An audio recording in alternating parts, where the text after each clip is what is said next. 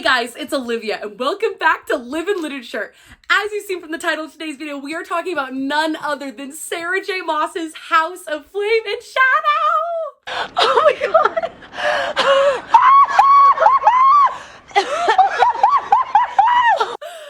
Oh my gosh! I cannot believe we're here. We've arrived. It's been like 2 years and we finally arrived. Left on the cliffhanger of the century. I'm telling you, the amount of girls that are the SJM fans that I've spoken to, this is their Avengers Endgame. This is Endgame, people. Avengers!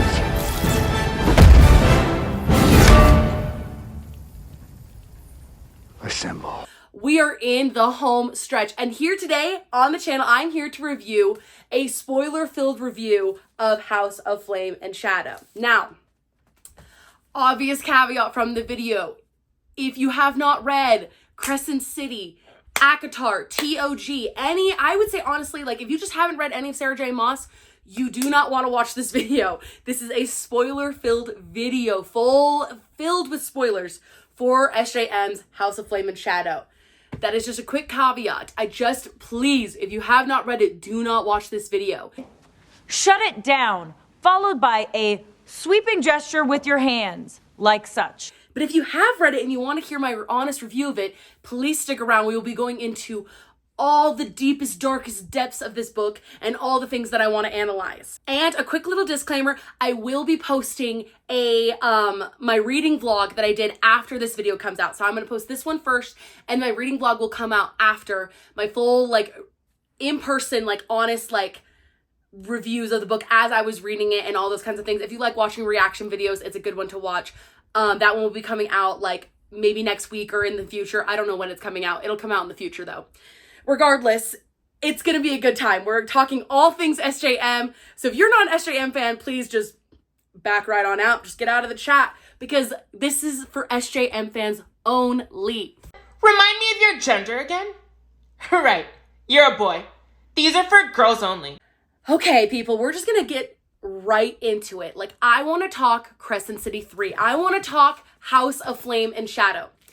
To give you my full honest thoughts and reviews of the book. So I'm going to be going probably by part 1, part 2, part 3. Because for those of you who have read the book, obviously you know that the book is divided into 3 parts. We have part 1, which to describe part 1 would be, part 1 feels like a roller coaster. It feels like the most scary, terrifying roller coaster. It's like the drop in the roller coaster. We're we're just dropping. And it's you're sick to your stomach. You're sick. You're what are we going to do? We're panicked. We're scared. So much is happening at once.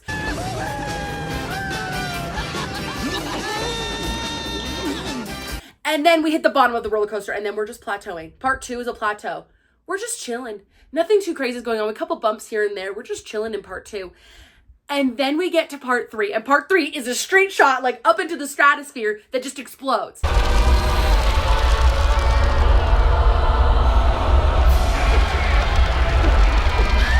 Part 3 is crazy. And so I'm so excited to talk about it with you guys today and get right into it. So without further ado, enough of this dilly-dallying, let's just get started. Part 1, the drop. Oh my gosh.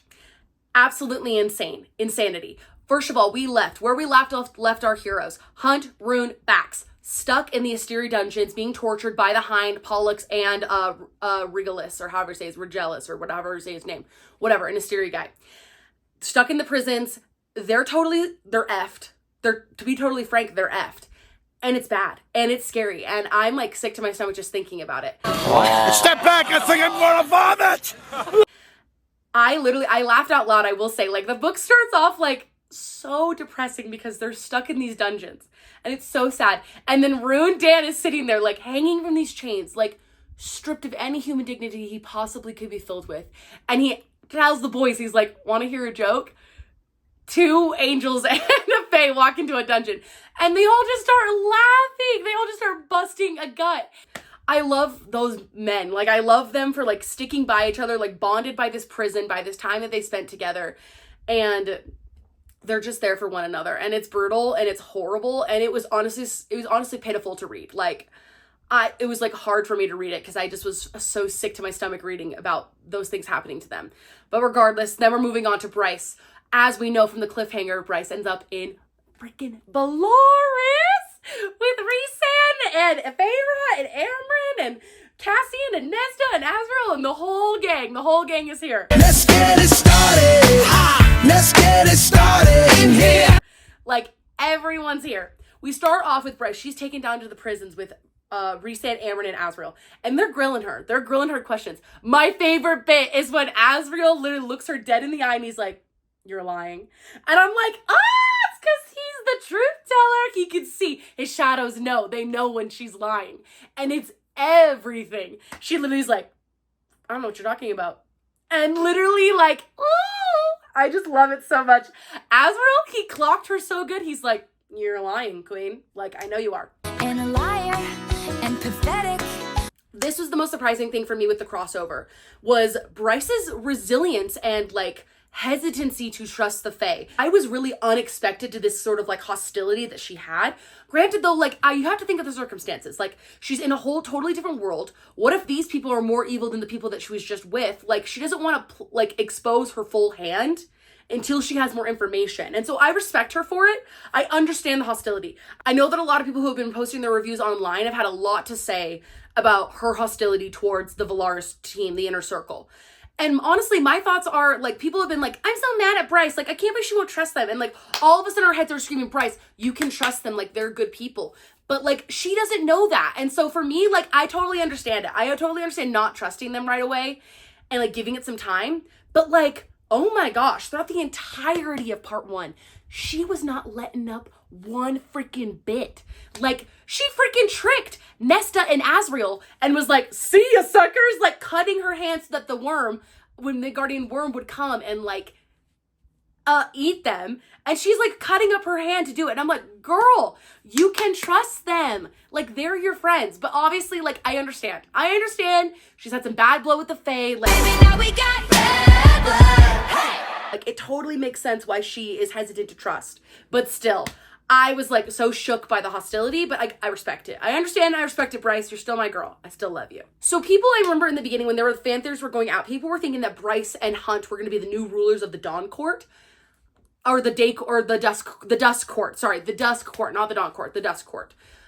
But my new theory is that Nesta and Cassian could end up ruling the Dusk Court. Because Bryce and Nesta have this connection with the 8-pointed star, I feel like maybe Nesta's destined to be the High Lady of Dusk. Be the High Lady of the Dusk Court. I don't know. It's just a fan theory. It's just a thought I have. But who knows? I just feel like there's a connection there with the 8-pointed star. And I feel like we might see something come up later in one of the next ACOTAR books. Tharian and Ethan. Okay, so at first, the minute that Tharian walked on the page, I was freaking pissed off. I was mad. I was like, what is this stupid merman loser doing here? He screwed everyone over. He's kind of a slippery little snake. Like, I'll be honest, like, Tharian, like, really grinds my gears. Like, he's always kind of been like, I don't know if I trust you fully. Like, you seem kind of sus. He's very much like always looking out for number one. Always looking out for number one. Now, who's number one on the field and number one in your heart? But I will be honest, this book, I really started to like him. I really have been like, wait a minute, maybe like I'm Team Tharian, because I really started to like him in this one. Like yes, he's always kind of like sneaking his way through things and like skating across the lines and like cutting deals and stuff that's kind of like sus. Honestly, I kind of lived for it in this one. Like, I was kind of having a moment.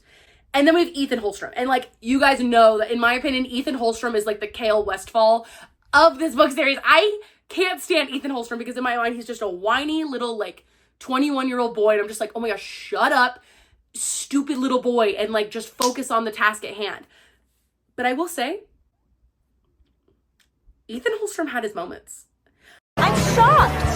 This is shocking news. Shocking. I'm shocked. And then he found Sigurd, or yeah, I think it's how you name Sigurd, and like the alpha, the Fender alpha, like wolf, and like they had a moment. But then, oh my gosh, when Ethan tears out her throat, I gasped. I was gagged. I was like, oh my gosh, he killed her.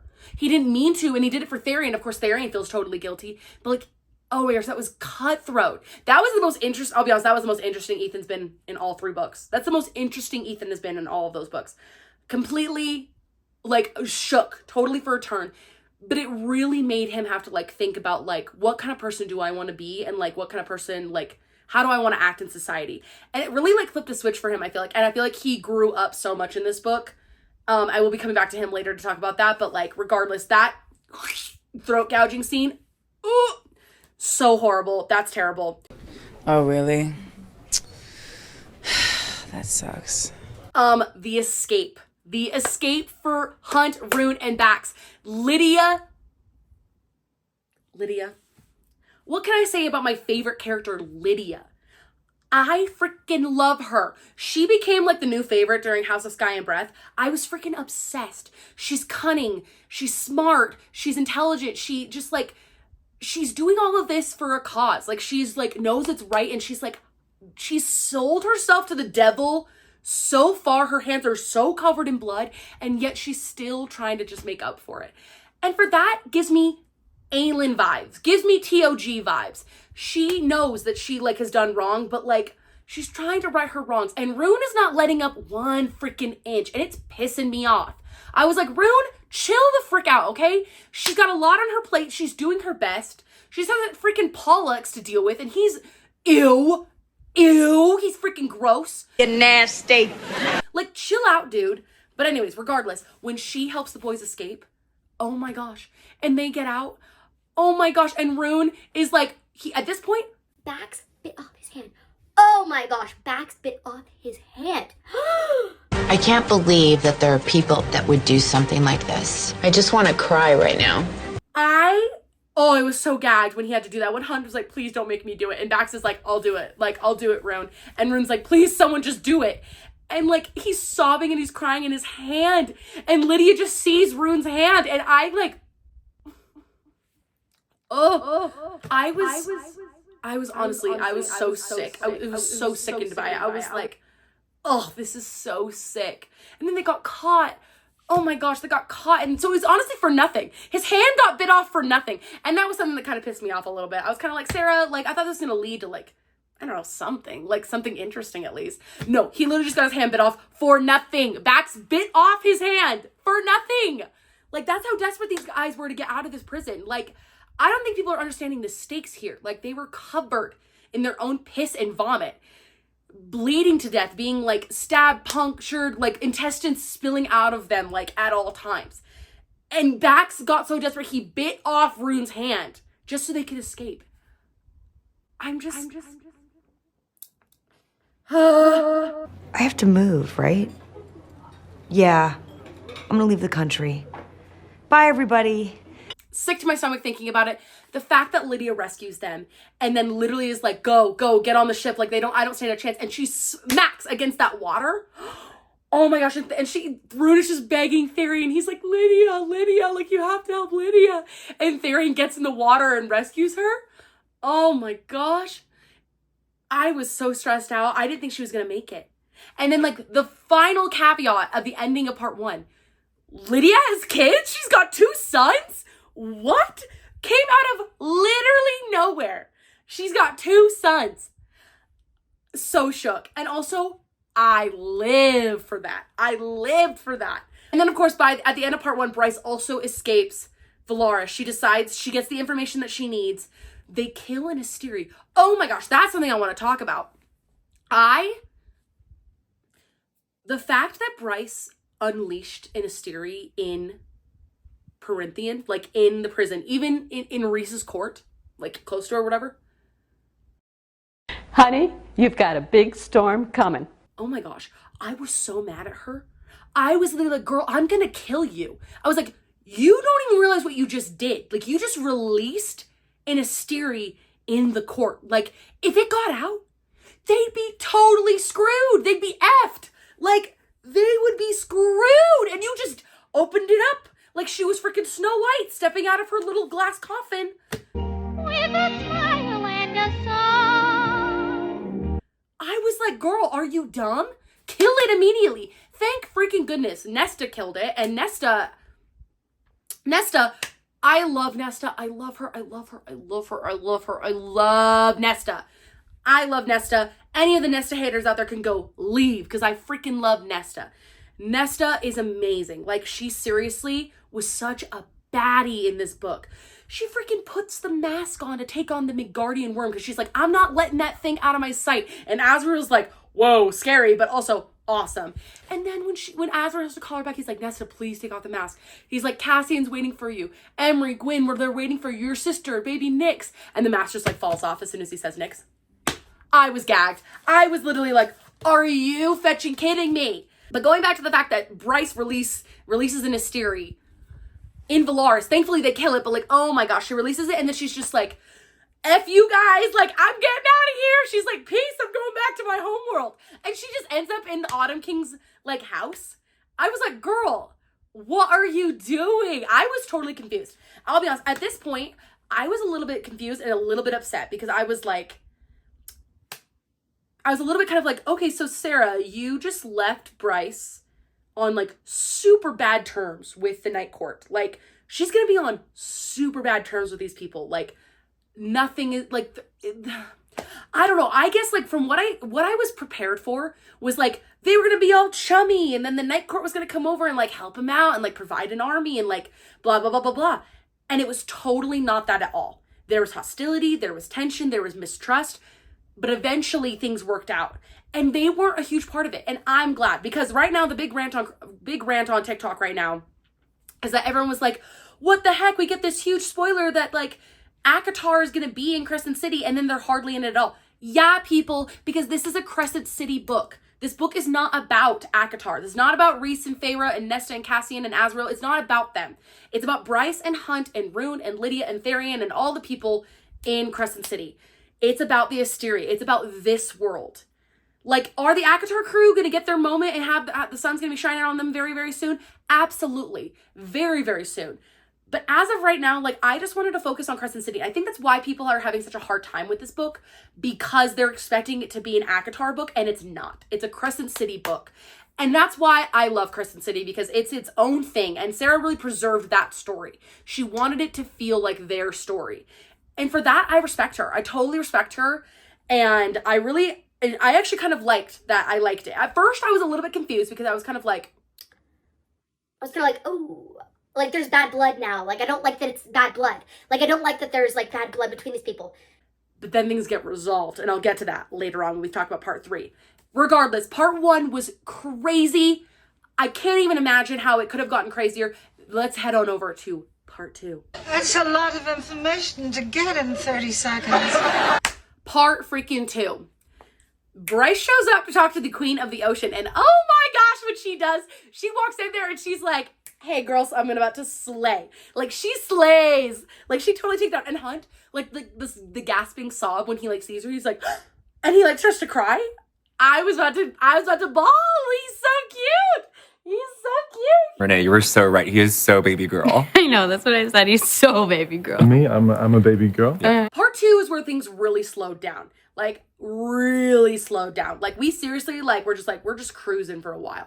We had a lot of information dumping and like a lot of information grabbing to try to figure out what to do about the Asteri. But there was also a lot of tension in part 2. Tension that I didn't love. No! It can't be! There were some moments. I gotta talk about it. The first love scene between Bryce and Hunt. Now, Hunt has been tortured for days on end. This is the first time that he's seen his mate, not knowing he was ever going to see her again. Bryce didn't know if she was ever going to see Hunt again, because he could have been dead in these Asteri dungeons. First time that they see each other.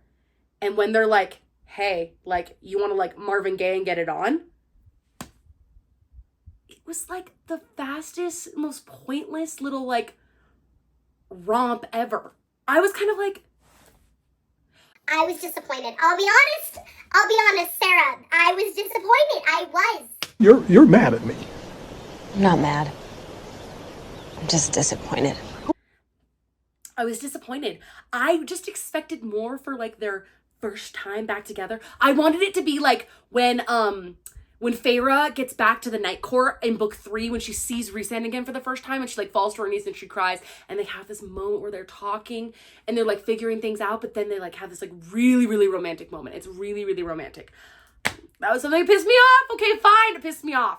I like didn't want to be the one to say it. I was literally like, Sarah, like, she writes some of the most romantic and beautiful and like well crafted and like well thought out. Like, doesn't even have to be like crazy, like, you know, like all the things, like all the stops, all the breaks, whatever. Like, I just wanted it to be like romantic and like there was tension with Bryce and Hunt, and I didn't like that there was tension between them because obviously they're figuring some stuff out, but like there was tension and like it wasn't very good. And I will be honest, I didn't think it was very well written. Sorry. I'm sorry, everyone. I know you never thought you'd see me. You never thought you'd see the day. No, I hate it. I hate it. I don't hate it. I just don't like it at all. And it's terrible. I was living for like the chasm moment of Bryce and Hunt going into the chasm. They're fighting like an old married couple. They're like hardcore fighting, and I'm getting stressed because I'm like, guys, like, hey, mom and dad are fighting. Like, why are mom and dad fighting? Like, they need to stop. Because Bryce at this point is like, Hunt, like, I'm begging you to be all in. And Hunt's like, you're getting as much of me as you can. Like, I don't know if I can give you my all on this one, because he's like, I don't know if I believe in the cause. And you know what? I will say this. On Bryce's behalf, I totally get it. Because she's asking Hunt to just be all in with her. To like, be all in on her. And she's like, you need to trust me and you need to be all in on this. And this cause needs to be just as important to you as it is to me. Otherwise, we're going to fail. And you know what? That is such a girl thing. That is such a woman thing. I feel like women all the time are just like, I just want you to be as excited, as invested, as like motivated, as like wanting, like as desirous as I am for this one thing. I understand where his feelings come through. And I will say that I feel like Bryce wasn't very sympathetic to where his feelings were, because he was so, like, had been through so much trauma and been through stuff with Shahar and Sandriel and like the whole bit. But like, I was getting frustrated for Bryce because I feel like I've been Bryce. I've been in that situation where I ask a man to just give as much as I'm giving and they just don't. And it is frustrating and that causes fights. So I really felt for Bryce and Hunt in that moment. Like, I was like, this sucks. And I hope Hunt gets his act together. And he freaking did. He got his act together. At that moment where he like shoots the glass thing where she's about to take a drink, and he's like, she's like, what the heck, Hunt? And he's like, not without me. Like, we're in this together. We're going to hell together. And that was a moment that I was like, wow, Hunt is stepping up. Like, he's stepping up to the plate, and he still has his issues, but you know what? He's making an effort, and I really respected him for it. And then we found out that Hunt had 2 dads, and that was crazy.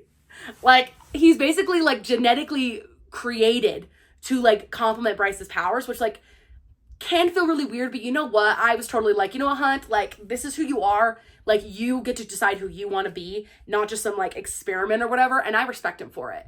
And then of course, Bryce and Rune kill the Fae Kings. The Autumn King and Morven.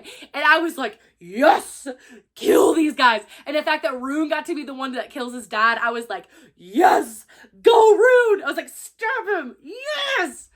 Oh, I was like, let's freaking go. And when Bryce freaking kills Morven, I'm like, yes, these pricks suck. They are the worst. And you know what? They're the thing that's holding back the entire Fae line. And I was like, yes, kill them. Remind me not to get on your bad side. That was by far the most interesting thing that happened in part 2. Honestly, nothing else was like super like, whoa, except for like that. That was kind of it. But like, and then of course, Avalon, like all of the like life and earth is restored, and like all these islands pop up, and you're like, oh my gosh, it's beautiful. And the seas are turquoise, and it's not this crappy little dump heap that it was because of Morven. And I'm like, yes, girl, you get it. Go Bryce, Starborn Princess. Let's go, girl. She's amazing. And then she's like, I am the queen of Avalon and Valbaran Fae. And I'm just like, yes, girl, you get it. She is so queen. I love her. Yes, queen. Oh my gosh, and we didn't even talk about the fact that Tharian had to marry Flynn's sister, Saith. That was crazy. The fact that Tharian's like, I'll do it. I'll marry her. Like, and he's a wanted man in so many areas of his life. He's wanted in like by like 3 people. Like, bounties on his head, and he's like, I'll marry her because the freaking Fae are so gross. The fact that they're like, we don't do divorce, and like she has to be with a man, and like she has to have a protector. So annoying, but also making for some serious tea. That's tea, actually. We then enter part 3, where Bryce and Hunt have to open the northern rift to let in the gates of hell to come in, like be their army. And this is where we get into some serious tea. Let's talk for a second. The fact that Bryce Quinlan pushed her parents, Ember and Randall, through a portal and said, I need the mask. I'm using these guys as a swap. Like, I will give you my parents as ransom for the mask. To Nesta and Cassian. When she opens the portal and like Nesta's sitting in her living room going like, and Bryce is like, hi Nesta. And she's like, I freaking hate you, girl. Like, you totally betrayed us. And Bryce is like, I offer you the most important thing to me, my parents, Ember and Randall. Like, I cannot believe she did it. And of course, they don't know what's going on. And she just like pushed them through. And then Nessa's like, here's the mask, girl. And she just watches out for them. Like, Nesta's just watching out for them. Oh my gosh, I couldn't believe she did that. Ruthless, absolutely ruthless. This is blasphemy. This is madness. But also, kind of a smart idea. Like kind of smart. That they just were like, this is a safe place for them because like the Styria can never get her parents. That they're human. Like, I get it. And she just was like, this is safe for them. And she just like pushed them through. I was so shocked. I was just like, oh my gosh. The fact that Nesta made that trade, she didn't consult anyone on that. She didn't ask Reese or Cassian or whatever. She just was like, you know what? I think I trust you enough to do this. Even after Bryce kind of betrayed them and screwed them over and left them in the prison, like, Nesta still trusted her. And honestly, mad respect to Nesta for doing that. Like, mad freaking respect. I love her. She's the best. Let's talk about the romance scenes in part 3. Now, thank the heavens above, we got a redemption for Bryce and Hunt. They had their moment.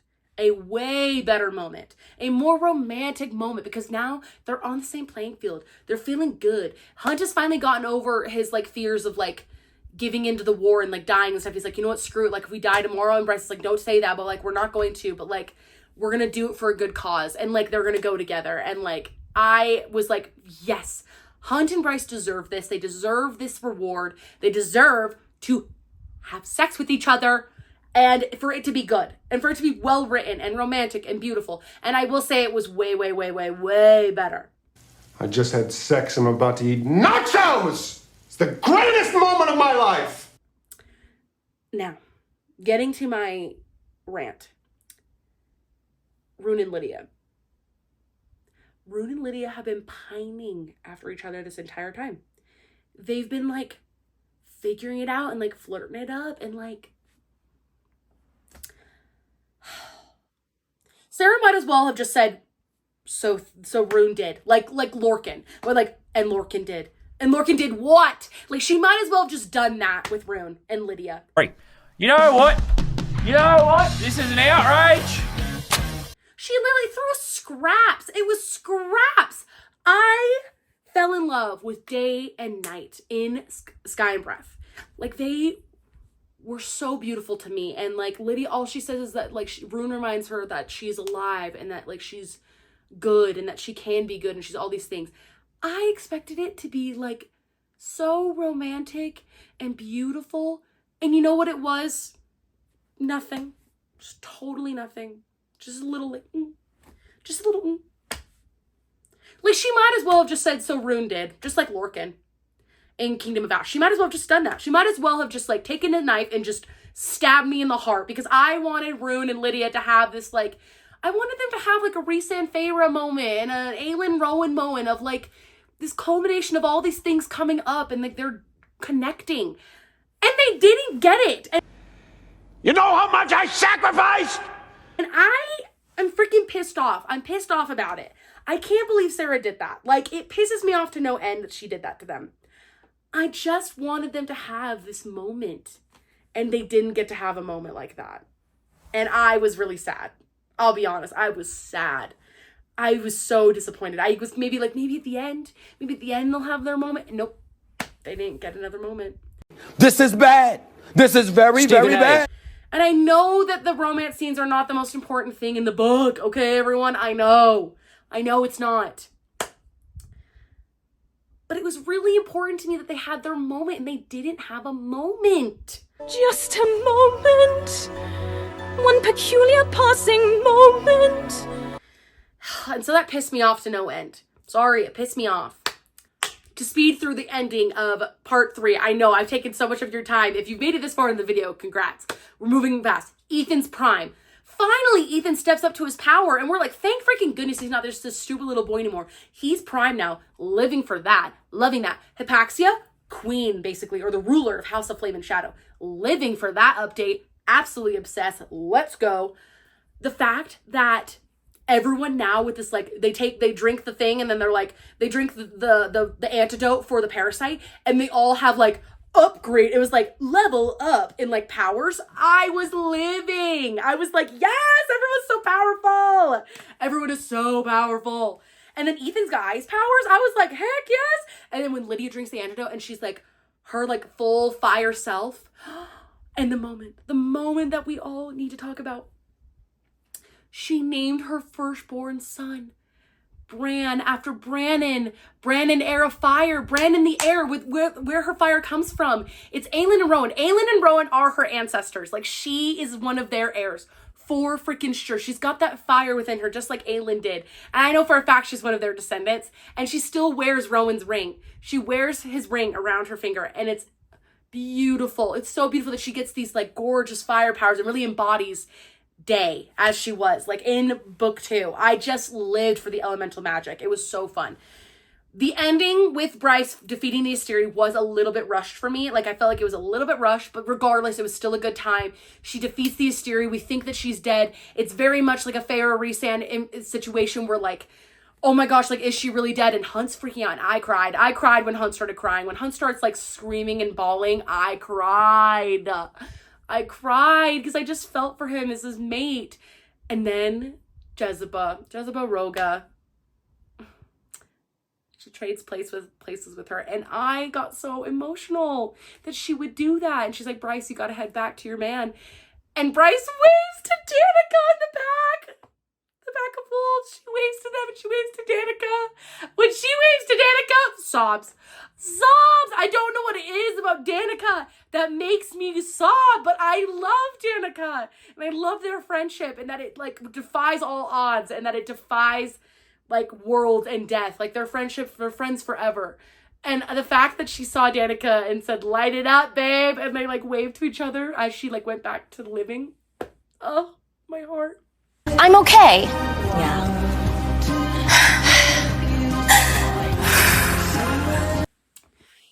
And so everyone like got their happy ending. They defeated the Asteri. They stopped the power. Bryce eventually opens the portal back up to get her parents back and to give Nesta back the mask. And she gives Nesta Truth Teller back and the Star Sword. And tells Nesta, like, go figure out what the 8-pointed star on your back is from. Like, go figure out what it is, because there's something going on in your guys' court. And Nesta, when she hugs Ember Quinlan, and it's like a mom moment, oh my gosh, it's so stunning. And she like cries thinking, like, leaving, like Nesta finally having a moment with like a mother figure that was like good to her.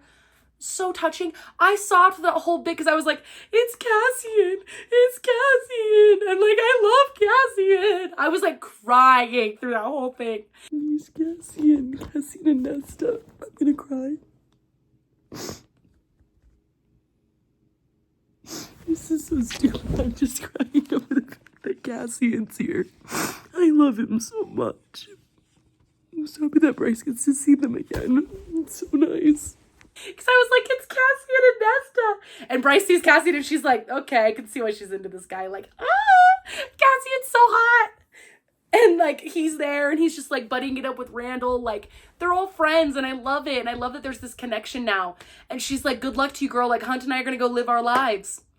And so it really turns out like this gorgeous, like, happily ever after moment. Like, I know there's things that are still not wrapped up. Like, obviously the fake courts have been completely X'd. No more royalty. They're going to do like a democracy sort of situation. Bryce is going to be spearheading that.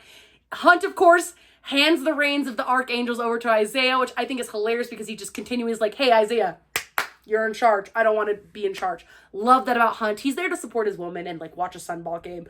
Total respect for that. Love him. Rune and Lydia move into an apartment together and they have enough bedrooms for her boys to come visit her at some point. Tharian is looking for his wife. He's looking for Safe. And guess who turns up at the end? Ariadne. Freaking knew it. And Ethan Holstrom's taking over as Prime, and I'm excited to and to be honest, I'm actually kind of excited to see where his story goes. I never thought I'd say it. He really is, in my opinion, the Cale Westfall of this book. I freaking hate Cale. But my gosh, like, I was actually kind of like, you know what? I'm excited to see what happens, Ethan. Like, good luck to you. I can't wait to see how it goes being Prime. And I'm excited about Tharion's book and like Saith and their relationship and like where she headed off to and like what she gonna do and what kind of person is she gonna be. So to wrap up Crescent City Book 3, my thoughts, final thoughts. I loved the book. It was an action-packed, romantic adventure. It was smart. It was cunning. It was witty. I think I laughed more. This book made me, this book, House of Flame and Shadow, made me laugh more than any of Sarah's books combined. Like, I laughed my way through this book because Bryce is so funny. She's so freaking funny and so witty and so smart. I laughed out loud at bits. Like, I was laughing out loud at her. Like, she is so funny. And I loved it. I love the banter. I love the sarcasm and the wit between these people. It's quick and fun, and I just love it. It's so bantery. This book means so much to me. Like, I feel like, was the ending maybe a little bit cheesy with Bryce coming back to life and like the whole thing? Yes, it's a little bit cheesy. But you know what? I loved the book. I had an amazing time reading it and had so much fun, like, getting to know these characters. Crescent City will always hold, like, such a special place in my heart because these people mean so much to me. I can't wait to see where the story goes with Tharion and Ethan, probably. And Tharion, who I'm really excited to actually learn way more about. I was surprised. I surprised myself. I'm happy that they got their happy ending. I'm happy that ACOTAR didn't steal the show. I'm happy that they were kind of a side story thing, like a little bit of a side character to be explored later in an ACOTAR book where they can really delve in. And I'm excited that they've made this connection, that they've crossed worlds and we're seeing all of the connections. And I'm excited that they got their happy ending. And maybe that's cheesy to say, but I really am. And I'm happy for them. And I'm happy for Hunt and Bryce that they get to live together forever. And they get to just like be happy and like they succeeded and they defeated the evil, which, like, you know, as we've learned from this book, nothing sums up this book better than through love, all things are possible. So thank you so much for joining me here today on the Live in Literature channel. I hope that you enjoyed this video. And if you did, do not forget to like, comment, and subscribe to the Live in Literature YouTube channel. Tell your friends. Do not forget to subscribe to to follow my book talk, live.in.literature, if you want to see some more book content there. Thank you so much for watching, and I'll see you guys in the next one. Bye.